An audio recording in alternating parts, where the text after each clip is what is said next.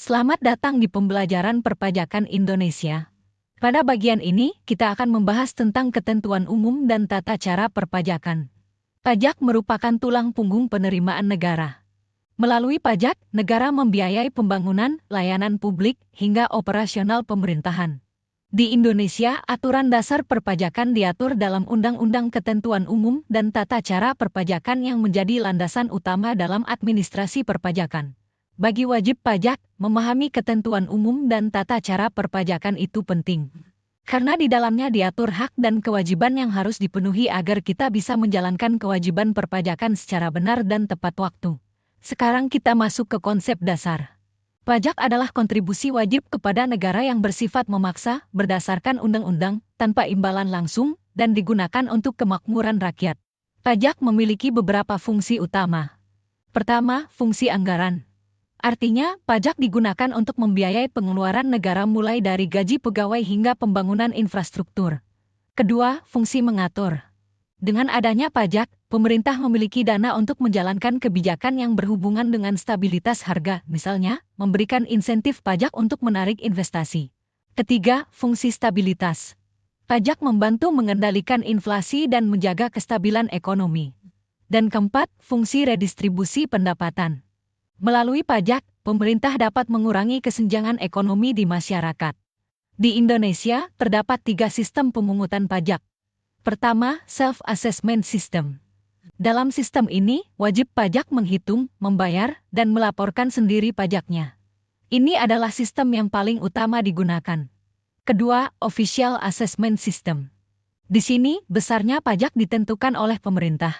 Ketiga, Withholding System. Dalam sistem ini, pihak ketiga yang memotong atau memungut pajak. Contohnya, pajak penghasilan karyawan yang dipotong oleh perusahaan. Selanjutnya, kita bahas tentang subjek dan objek pajak. Subjek pajak adalah siapa yang dikenakan pajak, baik orang pribadi maupun badan. Subjek pajak dibagi menjadi 2 kelompok utama yaitu subjek pajak dalam negeri dan subjek pajak luar negeri. Sedangkan objek pajak adalah apa yang dikenakan pajak, yaitu penghasilan atau nilai ekonomis. Contoh objek pajak antara lain gaji, laba usaha, bunga, dividen, hingga keuntungan penjualan aset. Nomor pokok wajib pajak, atau NPWP, adalah identitas resmi dalam administrasi perpajakan. Saat ini, untuk wajib pajak orang pribadi, nomor induk kependudukan atau NIK sudah digunakan sebagai NPWP.